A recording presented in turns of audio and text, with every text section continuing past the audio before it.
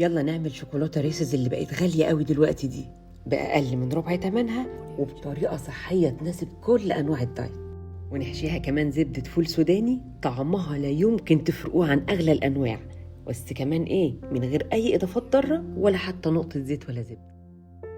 وعشان أعمل زبدة الفول السوداني بجيب أي كمية أنا عايزاها من السوداني، مش هتفرق، هحمصها في الإير فراير أو في الفرن حتى لو السوداني كان متحمص، وده لأني لازم أطحن السوداني وهو دافي عشان أعرف أستخرج كل الزيوت اللي فيه ويبقى سهل عليا طحنه. وخلي بالكم إن بطل الوصفة النهاردة هو مطحنة التوابل، إحنا مش هنحط أي إضافات ولا هنعمل أي حاجة تانية، الموضوع كله معتمد عليها وهتشتغل فترة طويلة شوية لحد ما ناخد النتيجة اللي إحنا عايزينها. بعد أول طحنة للسوداني بضيف رشة ملح، ودي مهمة جدا لإبراز النكهة، وارج المطحنة كل شوية كده عشان أساعدها إنها تطحن، وما بين كل ضربة والتانية أهزها وانزل اللي جواها لتحت بالسباتولا لحد ما تخرج كل الزيت اللي فيها بالشكل ده. وده قوامها بالنسبة للناس اللي بتحبها ناعمة، أما ده بقى فقوامها للناس اللي بيحبوها خشنة، ونقدر نتحكم في الملمس ده براحتنا خالص حسب مدة الضرب. باخدها بقى وعبيها في برطمان ناشف نظيف، يا حبذا لو كان معقم في الميكرويف. وبس كده يا ستي، بقى عندي أفخر أنواع زبدة الفول السوداني وبجهد وتكلفة لا تذكر.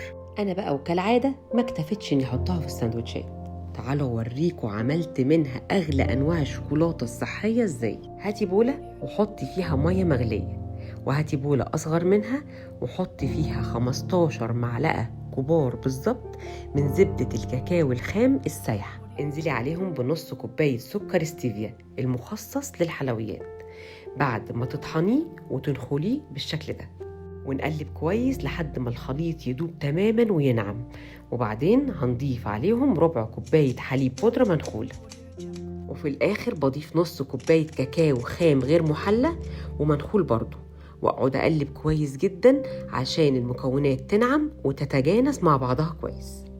وبرضو مش هكتفي بده، انا هرجع تاني اضربهم في مطحنة التوابل او الكبة عشان يتجانسوا اكتر واكتر. وعلى فكرة بقى، لو مش مهتمة قوي بموضوع ان الشوكولاتة تكون صحية، تقدري تسيحي اي نوع شوكولاتة على حمام بخار وتستخدميها.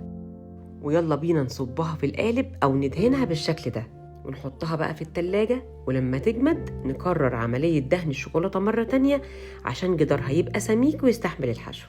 هنزل بقى بالبينات باتر الصحية بتاعتي جواها بالشكل ده، وبعدين بقفل عليها من فوق بالشوكولاتة كده ودخلها تاني على التلاجة ودقايق وبتكون جاهزة. شوفولي بقى النعومة والجمال وانتوا بتطلعوها من القالب، ولا الكونتراست اللي بيعمله التمليح الخفيف بتاع السوداني مع الشوكولاتة، ولا نعومة الحشوة دي على السنان هتخليها تدوب دوب كده جوه بقكم وتقعوا في غرامها، مع كوباية شاي من غير سكر كده ولا فنجان قهوة وادعولي. وفي النهاية خالص أنا عايزة أقولك كلمتين فيهم خلاصة السلام النفسي والسعادة. سامحي كل الناس، مش عشان كل الناس جميلة وتستحق السماح، لأ، عشان روحك انتي هي من تستحق السلام. أتمنى لو الأفكار اللي قدمتها لكم عجبتكم تعملوا لي لايك وشير وتسيبوا لي كلمة جميلة زيكم كده في الكومنتات عشان يوصلكم مني كل جديد. أنا شيماء البهي.